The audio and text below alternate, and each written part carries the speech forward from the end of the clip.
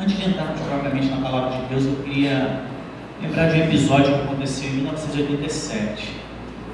Alguém deve se lembrar, em 1987, em Goiânia, nós tivemos o maior acidente radiológico que se tem notícia. No estado de Goiás, um catador de lixo encontrou um material dentro de uma clínica desativada, pegou aquele material e a martelada conseguiu abrir, e lá dentro tinha um pó branco que brilhava no escuro. À noite, em ambiente mais escuro, ele brilhava uma luz azul muito intensa, e aquilo chamou a atenção das pessoas. Aquele catador, o seu irmão, que parece que era o dono do ferro velho, para onde levaram o equipamento. E o que me chama a atenção ali é que, pelo fato de eles terem encontrado um material muito interessante que chamava a atenção, que havia uma luz brilhosa, intensa, a reação que eles tiveram inicialmente era que se tratava de alguma coisa sobrenatural. Não sei que sobrenatureza era essa, se era algo extraterrestre, era algo espiritual, mas eles acharam que era alguma coisa fora do comum. E a reação que eles tiveram após isso foi levar para suas casas. Levou inicialmente para a casa daquele rapaz que encontrou, e lá tinha crianças, né? E não só ali as pessoas da própria casa tiveram contato com aquele material, também atraiu outras pessoas da própria família para irem até a casa e também tiveram contato. Então as pessoas passaram a botar embaixo da cama de crianças, passaram a deixar as pessoas passarem no corpo, enfim, foi a tragédia que muitos de vocês devem ter na memória. Uma menina morreu, virou ícone da cidade. Aquela menina brincava com aquele produto enquanto ela se alimentava. Então, numa saída da mãe para ir tomar banho, quando voltou, a menina junto com a comida ingeriu aquele produto. A gente está falando do Césio 137, tá? A gente deve se lembrar do episódio. Então, muita coisa aconteceu em função de um fato que começou de uma forma muito bonita, uma luz azul brilhante, e causou uma tragédia sem tamanho. Algumas pessoas morreram, outras têm sequelas até hoje. 30 anos depois que se fala sobre aquilo. Quando nós olhamos para um episódio como esse, lá atrás, quase 30 anos atrás, a sensação que nós temos é de que aquelas pessoas eram ignorantes. Nós olhamos para elas como pessoas que não tinham muita informação, fizeram coisas que talvez nós não fizéssemos hoje. Hoje apenas um pó branco já assusta a gente. Pode ser antrax, pode ser cocaína, pode ser uma série de coisas que já assusta. Imagina um pó branco que brilha no escuro, assustaria mais ainda. Aí nós nos sentimos superiores a eles. Achamos que eles fizeram coisas que nós não faríamos, quando na verdade até nos dias de hoje nós fazemos coisas até piores do que eles fizeram por falta de informação. Uma experiência pessoal minha, para tentar ilustrar onde eu estou querendo chegar. Há mais de 5 anos atrás, quando eu ainda assistia à Rede Globo, hoje em dia, por opção pessoal, já há aproximadamente 5 anos, a Rede Globo não é ligada na nossa casa. Quando eu ainda assistia, eu lembro que eu assisti o primeiro episódio do Big Brother Brasil. E quando eu olho para aquele ambiente tão agradável, eu assistia com os meus pais, quando eu estava casado, com os meus pais, com meus irmãos. Quando eu olho para hoje, o que eu aprendi, o quanto aquilo me acrescentou, eu sinto arrependimento do tempo que eu perdi, tantas coisas infrutíferas que entraram dentro da minha casa. Aquelas pessoas levaram para dentro das suas casas uma luz azul, uma coisa muito interessante, que dali a alguns dias trouxe diversas tragédias para aquelas famílias, para a cidade. Uma das pessoas da família era motorista de ônibus, então tinha contato com dezenas de passageiros, e aquilo foi se alastrando. E eu, obviamente, não acompanhei o desenrolar do Big Brother Brasil, mas eu sei que trouxe muita desgraça para o Brasil.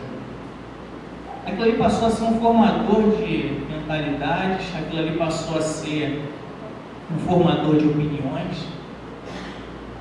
Hoje em dia, não só o Big Brother Brasil, estou usando isso como exemplo, mas tantas coisas brilhosas que entram através da nossa televisão, do nosso computador, do nosso celular, e vem moldando a nossa forma de pensar, de forma que os casamentos não estão mais firmes hoje em dia como eram antigamente. Porque o que o brilho da televisão apresenta para a gente é de que o cônjuge é o vilão E o amante é o mocinho. Então é fácil eu buscar um novo amor, buscar a felicidade fora do casamento. E pelo fato de eu não estar assistindo mais a Rede Globo, em alguns momentos a gente está na casa dos outros e que a televisão está ligada. E eu não vou ser aquele crente bitolado que eu vou sair da casa porque a televisão está ligada. Então eu acabo vendo alguma coisa. 3, 4, 5 anos depois, eu vou dando saltos na programação, e para nós que damos saltos no que está sendo visto, é mais fácil ver o quanto aquele evoluiu. Então aquilo que me espanta hoje, de 5, 6 anos atrás, do primeiro episódio de Big Brother, não é nada se comparado ao que está acontecendo hoje em dia. E as pessoas que acompanharam o crescimento é como acompanhar o crescimento de um filho. Você não percebe que ele está crescendo. Só que você presta atenção, cara, o filho cresceu. Mas quem olha de fora, caramba, meu filho cresceu. As coisas evoluíram de tal forma que a gente perdeu o controle. E tudo começa com um brilho muito interessante, com o brilho azul do César. Então por que criticar aquelas pessoas como ignorantes se nós fazemos as mesmas coisas?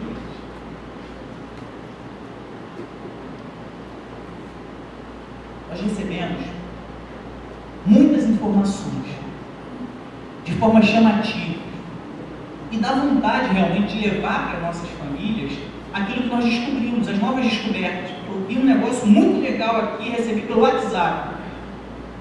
Eu vou mostrar para os meus familiares. E nós chegamos a um ponto de insensibilidade tão grande que algumas vezes nós somos até seletivos. Nós recebemos uma informação muito interessante, um vídeo, uma imagem, a gente olha aquilo, poxa, isso aqui é muito legal, mas é pesado para a minha família. O que eu vou fazer? Eu não vou compartilhar com a minha família, mas vou mandar para o meu amigo do trabalho, para o meu amigo da faculdade.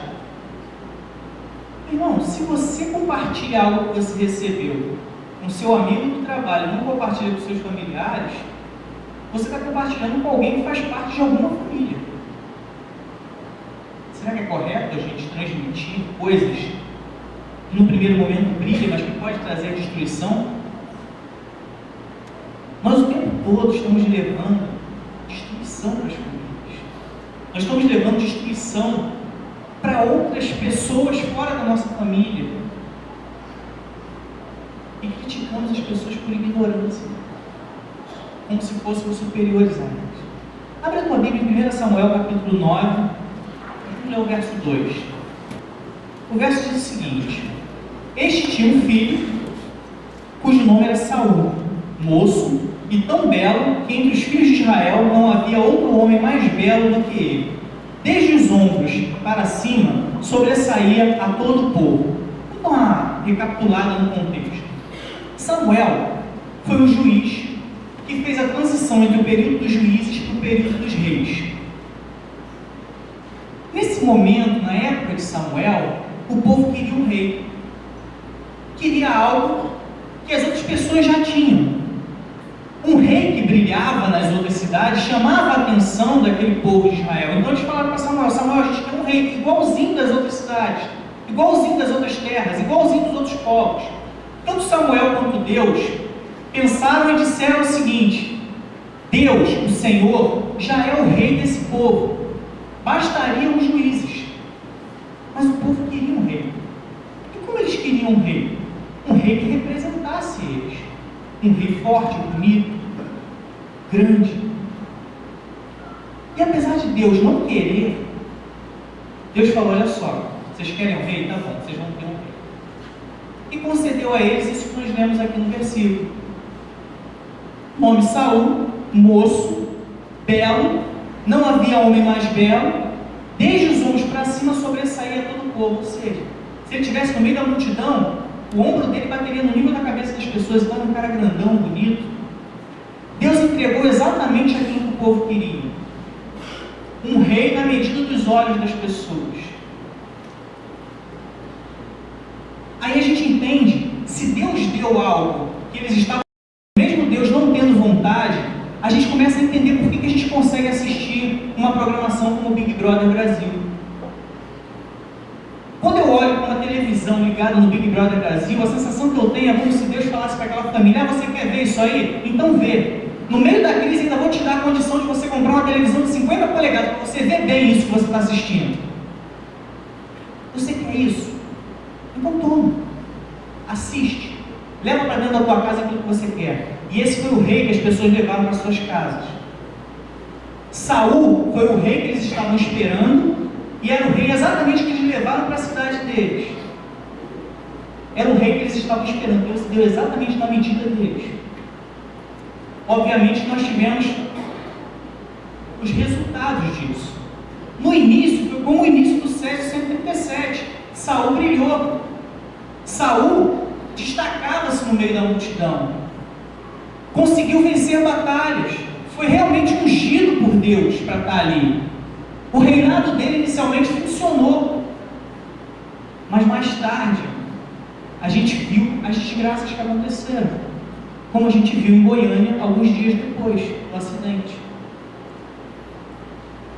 Olha Samuel capítulo 13. 1 Samuel capítulo 13, verso 11 e verso 12. Vamos ver o tipo de rei que eles conseguiram. Amém? Tem a projeção ali, obrigado. Então disse Samuel: que fizeste? Disse Saul: porventura via que o povo se espalhava de mim, e tu não vinhas nos dias aprazados, ou combinados, dependendo da versão, e os filisteus já se tinham ajuntado em Miquimás. Eu disse: agora descerão os filisteus sobre mim a Gilgal, e ainda à face do Senhor não orei, e constrangi-me e ofereci o holocausto.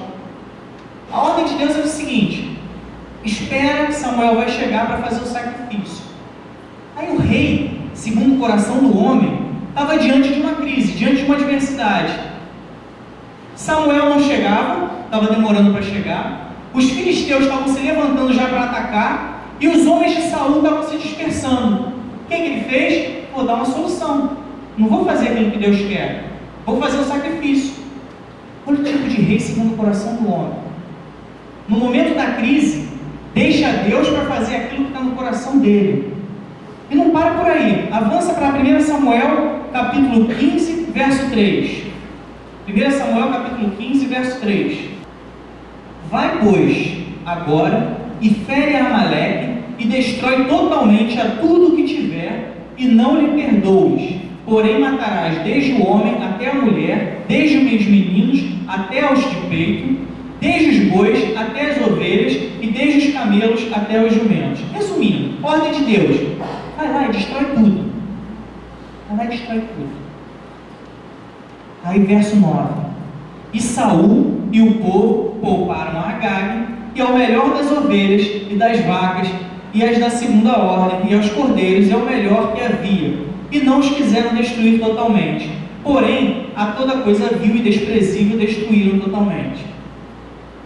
A ordem era: destrói tudo. Aí Saul e o povo, Saul e os guerreiros, poupam ao rei, poupam o gado. Esse era o tipo de rei que foi eleito. Se a gente continuar o texto, nós vamos ver nos versículos seguintes, que quando Samuel chega para questionar aquele rei segundo o coração do homem, primeira coisa que a gente viu, ele desobedece a Deus, correto? Segundo, ele mente. Ele fala para Samuel o seguinte: eu fiz conforme Deus queria, eu segui as instruções do Senhor, verso 13, quem quiser acompanhar. Mais tarde, ele inventa desculpa dizendo que aquele gado foi pego para sacrificar para Deus. Samuel continua pressionando: por que você fez isso? Por que você não destruiu tudo como Deus tinha falado? Aí ele fala assim: isso aí é porque o pessoal pegou para sacrificar para o próprio Deus. Aí isso me faz lembrar, quando eu era adolescente, meu pai foi sorteado, ganhou 2 ingressos para um show desse aí que o crente não deveria nem passar perto. Aí eu comentei com um colega meu na igreja. Falei: meu pai ganhou 2 ingressos no sorteio do supermercado tal. Ele abriu o olho desse tamanho e falou: ganhou 2 ingressos? Pega lá, para a gente ir. Eu: o que é isso, irmão? Ele: não, é para a gente evangelizar, né? Saul fez a mesma coisa há muito tempo atrás. Deus mandou destruir, eu não destruí não, mas é para sacrificar para o Senhor. Inventa desculpa. Depois, ele não assume a responsabilidade. Samuel continua pressionando e fala: olha só, não fui eu não. Não fui eu não. Foi o povo que fez isso, está no verso 21, foi os soldados que tomaram.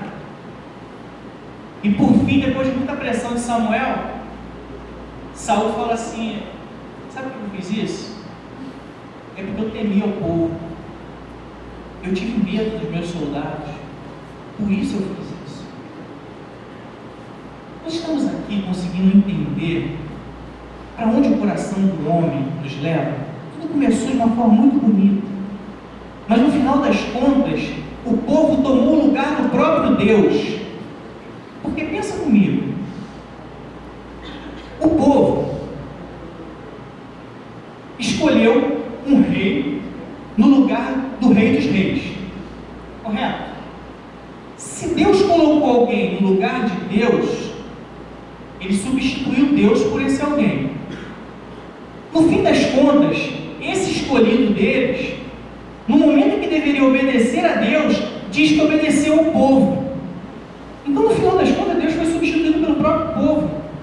E é exatamente isso que nós fazemos, quando nós deixamos entrar nas nossas casas, nas nossas salas de aulas, no nosso ambiente de trabalho, aquilo que Deus não quer que entre. Porque eu tenho certeza que Deus não gostaria que você colocasse uma cápsula de Césio 137 dentro da tua casa. Mas ainda assim, a sociedade é capaz de fazer isso. Eu tenho certeza que Deus não gostaria que você assistisse determinadas programações na televisão. Mas ainda assim isso acontece. Eu tenho certeza que Deus não gostaria que você compartilhasse piadinhas indecentes pelo WhatsApp. Mas ainda assim isso acontece. Quando nós fazemos aquilo que Deus não quer que seja feito, nós estamos simplesmente tomando o lugar de Deus na nossa vida. E a gente não para pensar, a gente enxerga só como uma desobediência que mais tarde vai gerar arrependimento e que mais tarde ainda vai gerar perdão e vai ficar tudo certo. Quando você leva o Césio 137 para a tua casa, você está tomando o lugar de Deus, porque certamente Deus não quer que você faça isso. E o preço que nós pagamos por aquilo que nós fazemos, a gente vê mais tarde, como aquelas pessoas viram. Aí eu pergunto para você, meu irmão, o que você quer efetivamente para a tua vida? O Césio 137 ele brilhava, chamou a atenção de muitas pessoas. Ele emitia luz. A emissão da radiação dele emitia luz. Aí nós vamos investigar a palavra de Deus. A Bíblia diz que a palavra de Deus é luz para o meu caminho, é luz para o teu caminho. Como é que a gente consegue se encantar pela luz do Césio e não conseguimos nos encantar com a luz que emana da palavra de Deus? Imagina-se que com a mesma voracidade com que o Césio se espalhou naquela cidade, conseguíssemos espalhar a palavra de Deus, que também é luz, só que uma luz bem diferente, não vai levar ninguém à morte, é uma luz que leva à vida. Imagina que conseguíssemos espalhar com a mesma voracidade que aquilo foi espalhado em 1987. Os resultados seriam bem interessantes para o Evangelho de Deus. A mesma palavra de Deus diz o seguinte, que vós sois o sal da terra e luz do mundo. Interessante que, se você tem a palavra de Deus com você, você emite essa luz. Você se torna iluminador das pessoas. Você se torna luz do mundo. Isso é que a palavra de Deus nos orienta. Aí eu abro aqui para um conceito sobre radioatividade, que diz o seguinte: um material, uma pessoa contaminada, ela tem o material com ela. Como a menina que ingeriu, por exemplo, ela estava contaminada. Havia material radioativo dentro dela, ou no corpo. Isso é contaminação. E radiação é a partir do momento que eu tenho a contaminação e passo perto de uma pessoa.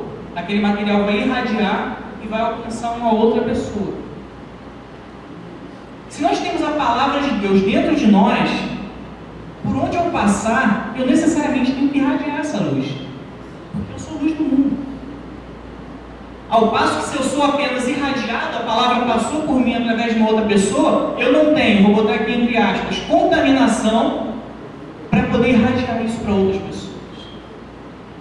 Ah, Glauco, comparação ruim, comparar a pregação do Evangelho, a transmissão da luz de Cristo com uma contaminação, com um termo tão pesado.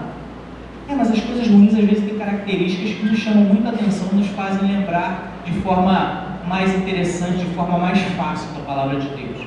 É por isso que nós vamos ver nas Escrituras a Bíblia falando que Jesus vai chegar como um ladrão. Coisa estranha, né? Mas está na Bíblia.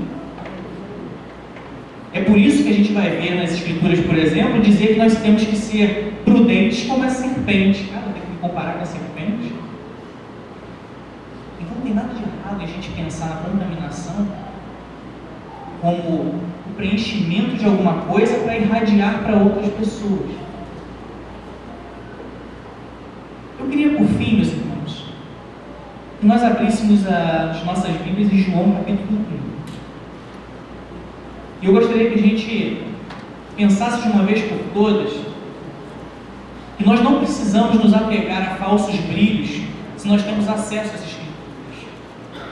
A palavra de Deus já tem luz suficiente para nós. Nós não precisamos nos apegar ao Césio 137, não precisamos nos apegar ao brilho das televisões, dos celulares, dos computadores, salvo para o uso que Deus quer que nós tenhamos. Se for para usar da forma errada, é melhor nem usar. Abriu a tua Bíblia em João capítulo 1.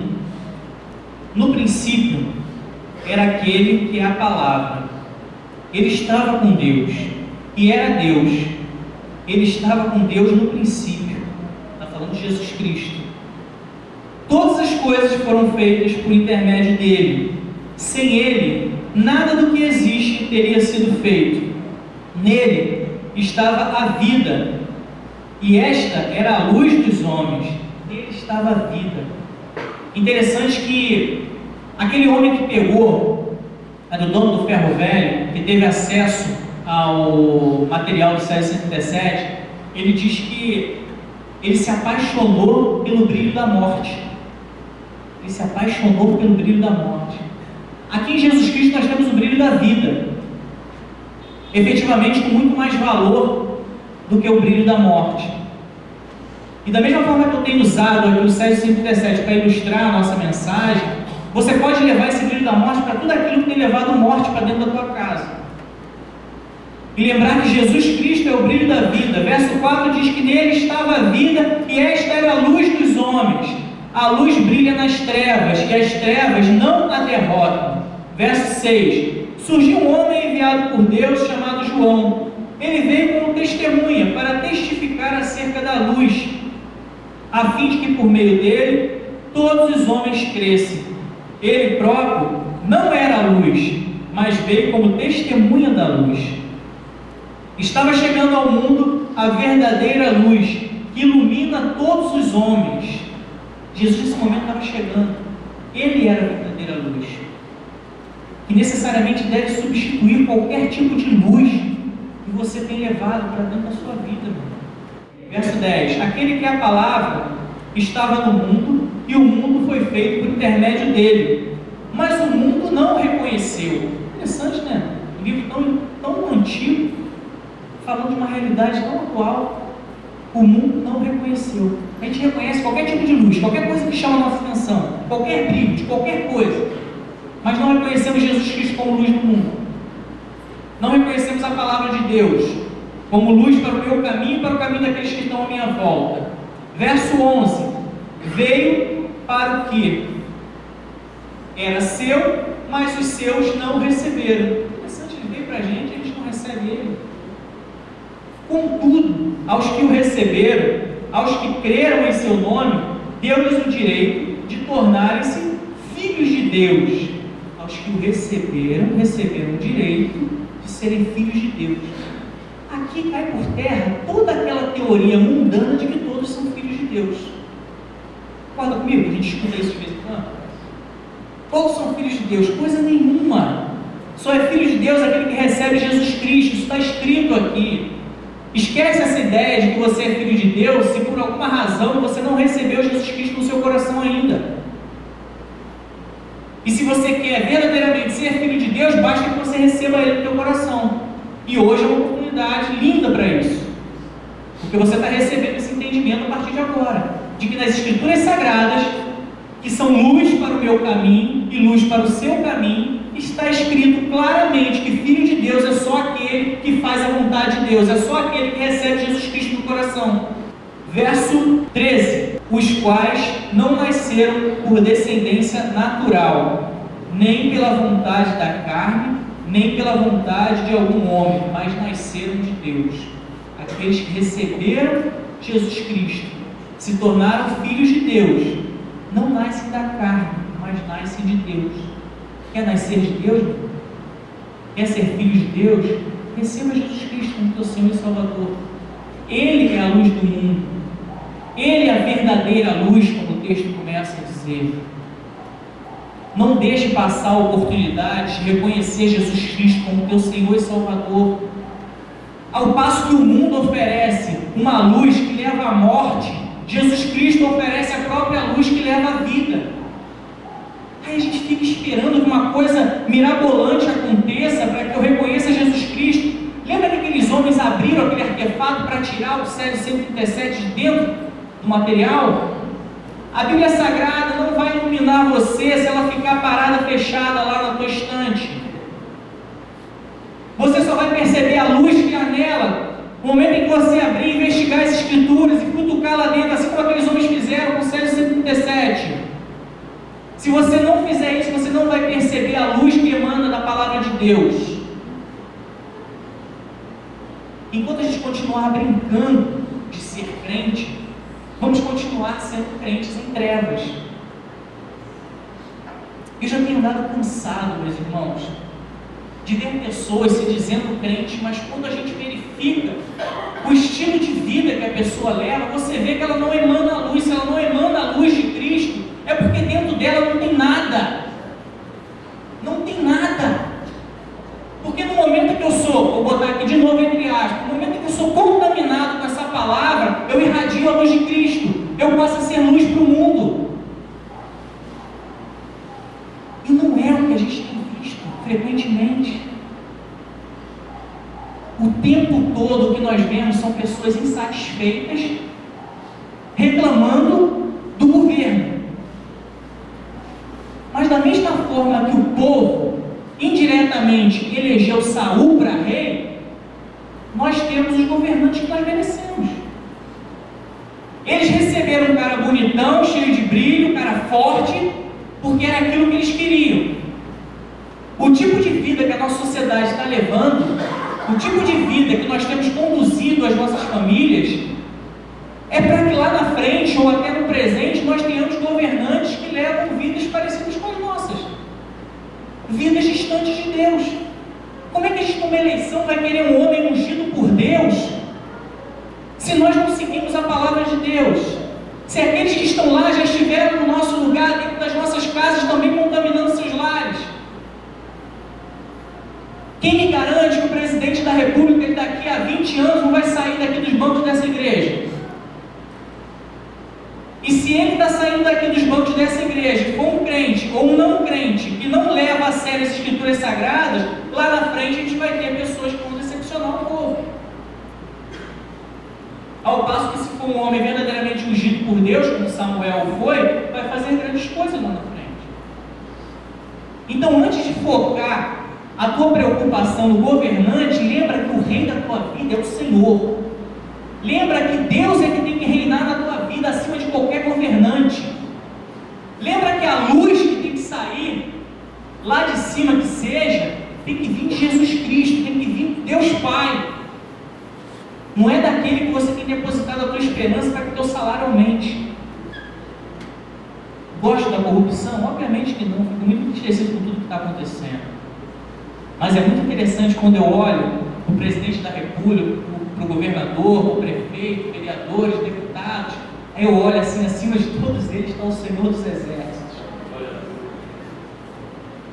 que eu não me preocupo com o que esses caras estão fazendo, porque acima deles eu tenho um rei que brilha, um rei que brilha muito mais do que Saul, um rei que brilha mais do que qualquer rei, um rei que brilha mais do que eu, que algumas vezes cometo erros tomando o lugar de Deus. Então, meus irmãos, eu queria deixar essa meditação para os irmãos e queria fazer um convite aqui, na verdade 2 convites, dentro do que nós explanamos aqui. Eu gostaria de, no primeiro momento, perguntar se tem alguém aqui que ainda não aceitou Jesus Cristo como Senhor e Salvador da sua vida e quer fazê-lo agora.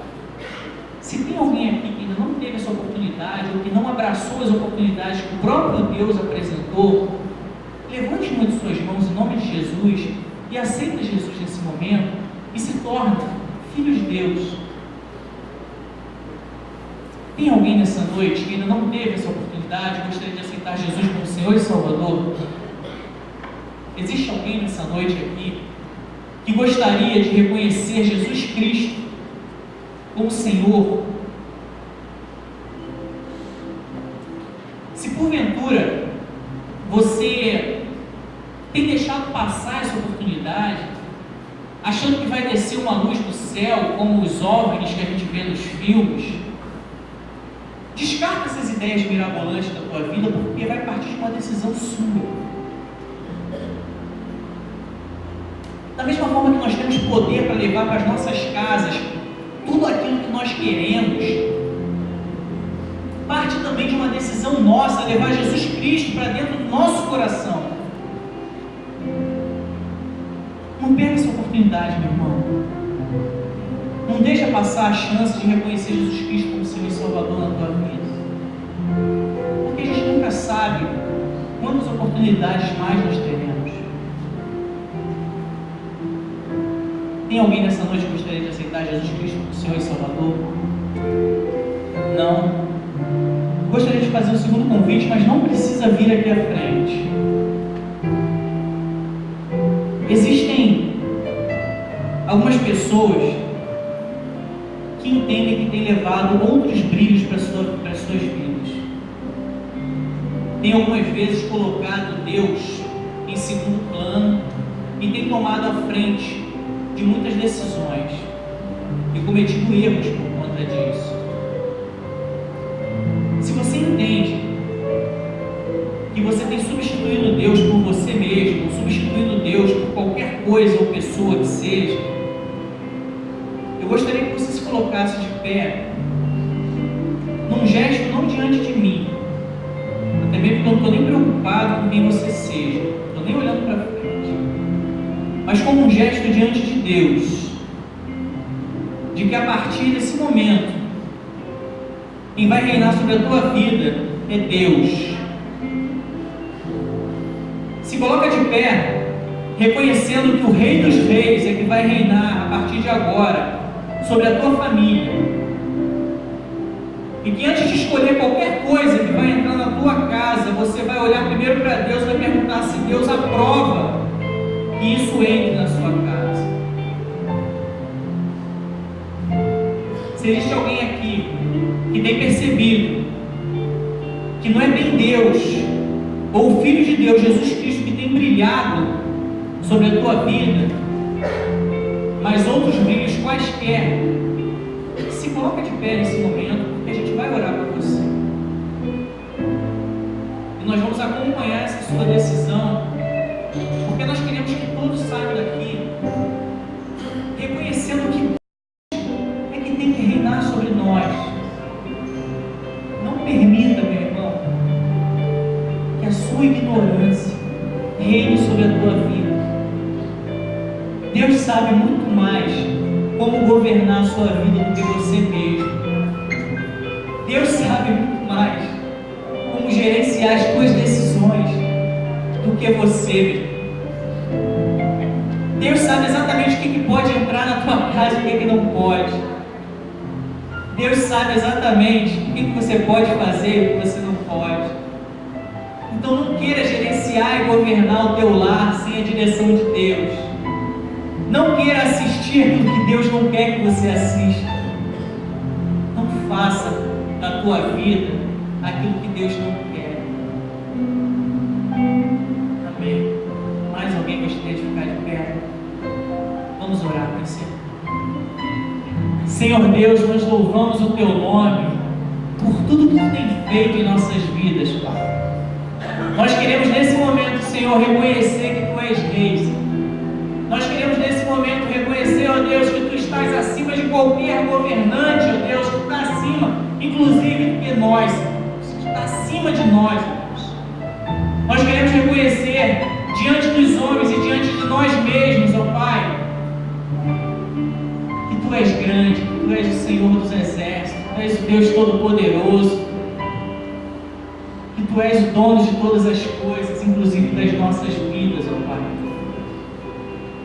Deus querido, nós queremos engrandecer o teu nome, Pai, reconhecendo a tua grandeza nesse momento, reconhecendo, ó Pai, que a tua sabedoria é maior do que a nossa, reconhecendo, Senhor, que o teu conhecimento é maior do que o nosso, e declaramos, Pai, que a partir de agora, Senhor, a partir de agora, quem vai tomar as decisões